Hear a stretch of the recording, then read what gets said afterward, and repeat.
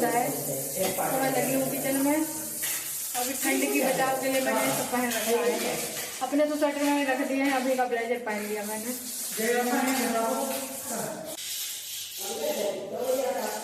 Hello friends, कैसे हो? उम्मीद करती हूँ आप सभी लोग खूब अच्छे होंगे। फ्रेंड्स, हमारा वीडियो आज पूरा देखना और मुझे आप लोगों से अपने साथ जो घटना घटी है वही आज मैं आप लोगों से शेयर करूँगी। आप लोग पूरा वीडियो देखना और काम जो भी कर रही हूँ वो दिखा रही हूँ आप लोगों को, लेकिन बताऊँगी आज कुछ और। तो हमारी कमर में दर्द शुरू हुआ था 14 फरवरी के दिन से, दिन के करीब 9 साढ़े 9 बजे के बीच से। तो 14 फरवरी के दिन में ही हमारे घर में पुताई का काम शुरू हुआ था। तो पूरा सामान सब इधर का उधर पड़ा हुआ था। कोई चारपाई, तखत, बेड कुछ खाली नहीं था। एक चारपाई केवल खाली थी, उधर जो गेस्ट रूम में पड़ी थी उसी पर हम और मन्नू लेटे थे। और अभी लेट गए थे जाकर अम्मा के पास, उस वाले घर में, पुराने वाले घर में। कहा यहाँ सब चारपाई बिस्तर घिरे हुए हैं तो वहीं लेट जाएंगे जाकर। और मन्नू के पापा तो मतलब रात में कहीं घर पर कहीं खेत पर ऐसे करके राउंड लगाते ही रहते हैं। कहीं थोड़ी बहुत देर लेट गए घर में तो कहीं खेत पर बैठ गए जाकर, कि पशुओं की वजह से देख रेख करनी पड़ती है।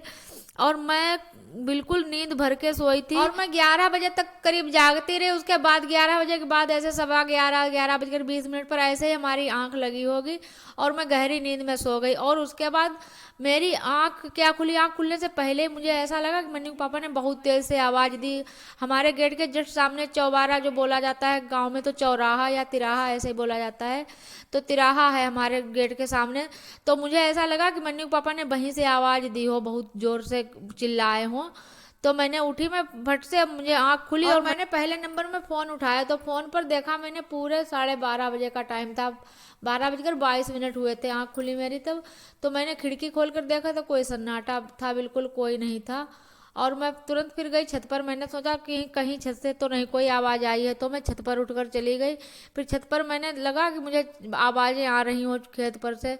तो खेत पर ऐसा है कि जो पशुओं की वजह से लोग, सभी लोग खेतों पर रहते हैं तो कुछ चिल्लाते रहते हैं पशुओं की वजह से, तो वही शायद आवाज़ें आ रही होंगी। लेकिन मुझे ऐसा लगा कि पता नहीं क्यों आवाज़ें आ रही हैं, कहीं मन्नू पापा तो नहीं वहाँ से चिल्लाए हों तो वही आवाज़ मेरे कान में आई हो। और जब सोते हो गहरी नींद में तो ऐसा लगता है कोई बहुत तेज से बोला हो, ऐसा मुझे सुनाई दिया। फिर मैंने अपने जो पड़ोस में हमारी दीदी लेटती हैं, जो हमारी फुफेरी जिठानी, फिर मैंने उनको जगाया। और मेरे फ़ोन में रिचार्ज भी नहीं था, मैं फ़ोन भी नहीं कर सकती थी मन्नू के पापा के पास, ना तो अभी के पास। तो फिर मैंने दीदी को बुलाया जाकर, फिर मैंने उनसे कहा दीदी कॉल करो, क्योंकि हमारी छत से और उनकी छत एक में लगी हुई है, तो वहाँ आवाज़ पहुँच गई। जब मैंने जीना पर से उतर के उनसे कहा, जीना का गेट उनका भी बंद था, तो मैं उनको कहा तो उन्होंने तुरंत फ़ोन किया मन्नू पापा से। तो उन्होंने कहा हम सो रहे हैं, हम यहाँ कोई नहीं बोल रहा है, ना कोई आवाज़ दे रहा है।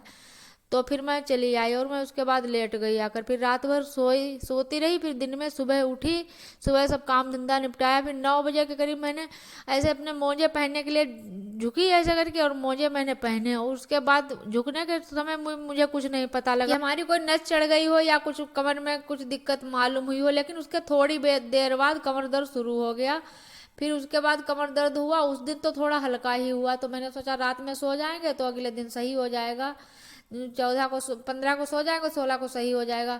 लेकिन 16 को फिर और भी ज़्यादा हुआ, 17 को फिर बहुत ज़्यादा दर्द हुआ। क्या बताएं आप लोगों को कि हम ही सूट करने वाले और हम ही मतलब कहने वाले कि कोई सूट कर दो, लेकिन हम दर्द के वजह से इतना परेशान थे कि हम क्या कहते कि कोई सूट कर दो। लेकिन 16, 17, 18 3 तारीख में मेरे बहुत ज़्यादा दर्द हुआ। क्या बताएं आप लोगों को, हम कुछ नहीं बता सकते हैं, कुछ दिखाया ही नहीं। आप लोग क्या समझते, थोड़ा ही बहुत ऐसे मैंने दिखाया था पीछे ब्लॉग में। तो यही नहीं मुझे पता है मतलब क्या बात हुई, क्यों हमारे कमर में दर्द शुरू हुआ। लेकिन कुछ अंदेशा रहता है, कुछ ऐसा लगता रहता है कि पता नहीं क्या हो गया। क्योंकि अब जो दिन इस समय के चल रहे हैं इनमें टोटके वगैरह बहुत ज़्यादा होते हैं। तो आप सभी से हाथ जोड़कर विनती है, सभी लोग अपना बचाव रखो। कहीं से कोई भी चीज़ मीठी आए तो मत खाओ। और इन दिनों में काफ़ी सावधानी रखनी होती है, क्योंकि ये 15 मार्च को होली मिलन होगा, उसके बाद भी ये समस्याएं दूर होंगी। तो अब मैं मतलब थोड़ा मुझे फ़ायदा है, लगातार कई इंजेक्शन लगवाए हैं और मैंने अपने पंडित जी को भी बुलाया था। तो फिर उन्होंने जो कुछ बताया वो मैंने किया है, उसके बाद से हमें काफ़ी आराम है।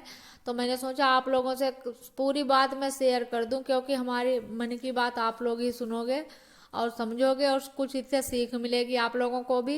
तो यहाँ पर भी मैंने दवाई खा ली और आज जो जो काम हुआ वो आप लोगों ने देख लिया। मैं तो केवल अपनी बातें ही बताती रही आप लोगों को, और कुछ काम तो अपने शेयर नहीं कर पाई, अपने बता नहीं पाई। देख तो लिया ही आप लोगों ने। यहाँ पर मैं आलू छील रही हूँ, हमारे सब लेबर लोग लगे हैं, काम पर आ गए हैं पुताई करने वाले। तो अभी सुबह में पहले मन्नू को मैंने भेज दिया है, पूड़ी बनाकर आलू फ्राई कर दिए हैं, लेकर गए हैं और खा कर गए। मन्नू के एग्जाम शुरू हो गए हैं, तो अभी पढ़ाते रहते हैं, दिन में भी पढ़ाते हैं, शाम में भी पढ़ाते हैं, दोनों टाइम अभी ध्यान देते हैं, क्योंकि कोचिंग के कोई मास्टर नहीं मिल रहे हैं। टीचर आए 1-2 दिन, उन्होंने पढ़ाई, फिर वो चले गए। उनको कहीं कोई दिक्कत, कहीं कोई दिक्कत, हर किसी के लिए काफ़ी दिक्कतें हैं। कोई ड्यूटी कर रहा है, लेकिन तब भी बीच में कभी न कभी छुट्टी करनी ही पड़ती है। तो उन्होंने 3 से 4 दिन ट्यूशन पढ़ाई होगी, उसके बाद कई दिन से लगातार छुट्टी पर हैं। और आज आप लोगों ने देखा टीन आई थी, तो वो आज पुराने वाले घर में टीन भी डलवाई जा रही है। तो वहाँ पर भी 2-3 लोग हैं। आज दीदी अपने मायके गई हुई हैं, तो आगे शेयर करेंगे आप लोगों से। और इस ब्लॉग का यहीं से एंड करेंगे और मिलेंगे कल एक अच्छे से ब्लॉग के साथ। तब तक के लिए बाय बाय।